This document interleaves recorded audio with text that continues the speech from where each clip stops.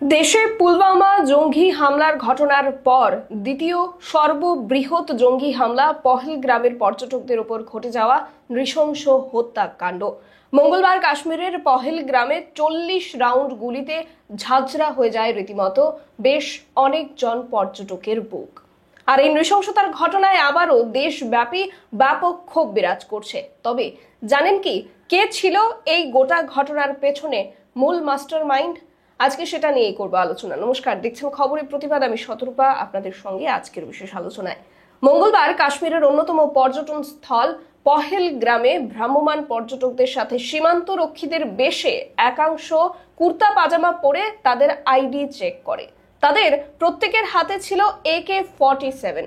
অভিযোগ যে বেছে বেছে অমুসলিমদেরকে গুলি মারা হয়েছে। প্রায় 40 জনেরও বেশি আহত হয়েছেন এদিনের ঘটনায়। এর মধ্যে 26 জন পর্যটক প্রাণ হারিয়েছেন।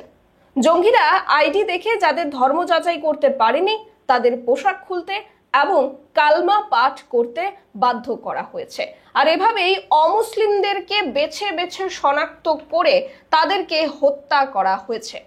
এদিকে জাতীয় সংবাদ মাধ্যম সূত্রে খবর মিলছে যে এই গোটা ঘটনার পেছনে মূল কাণ্ডারি পাক মদতপুষ্ট জঙ্গি লস্করের ছায়া সংগঠন দ্য রেজিস্ট্যান্ট ফ্রন্ট বা TRF।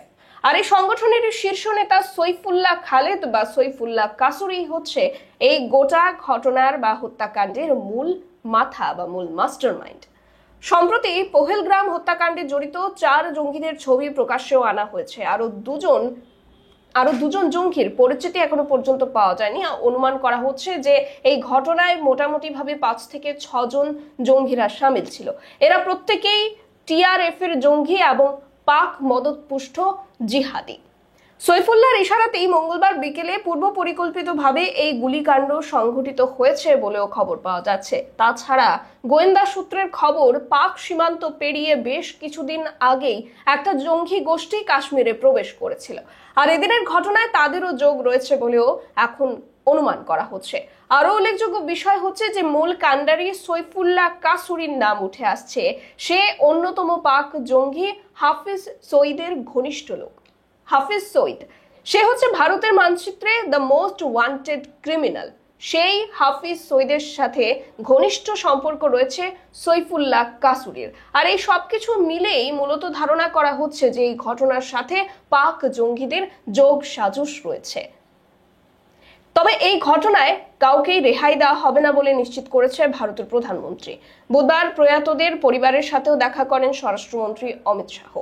পুলওয়ামা হামলার পরে ভারতের সীমান্তে আদৌ কতটা নিরাপত্তা কায়েম হয়েছে তা নিয়ে এবার আরো সন্দেহ বাড়ছে। কাশ্মীর নিয়ে ভারত ও পাকিস্তানের বিবাদ দীর্ঘ পুরনো। সেখানে কাশ্মীরের সীমান্তে নিরাপত্তা বলয় এতটা দুর্বল কিভাবে একটি পর্যটন ক্ষেত্রে প্রবেশ করে একদল জঙ্গি এতগুলো প্রাণ কেড়ে নিয়ে যায়? এই সবের পেছনে আবার অন্য কোনো রাজনৈতিক স্বার্থান্বেষীদের কাঠি ঘুরছে না তো? এই প্রশ্নগুলো উঠছে এখন। আপনাদের এই ঘটনাকে কেন্দ্র করে কোনো নিজস্ব মতামত থাকলে লিখতে পারেন কমেন্টে। আমরা অন্যান্য গুরুত্বপূর্ণ আপডেটসগুলো প্রতিনিয়ত তুলে ধরবো। চোখ রাখুন খবরের প্রতিবাদে। নমস্কার।